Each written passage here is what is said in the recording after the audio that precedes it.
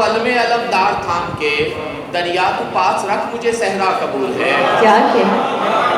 मैं जी रहा हूँ अलमे अलमदार थाम के, मैं जी रहा हूँ अलमे अलमदार थाम के, दरिया को पास रख मुझे सहरा कबूल है।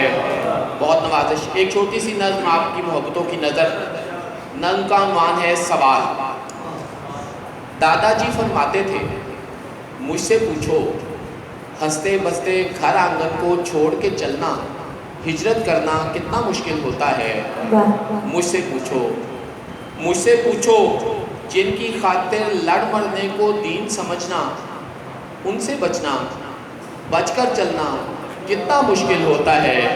मुझसे पूछो,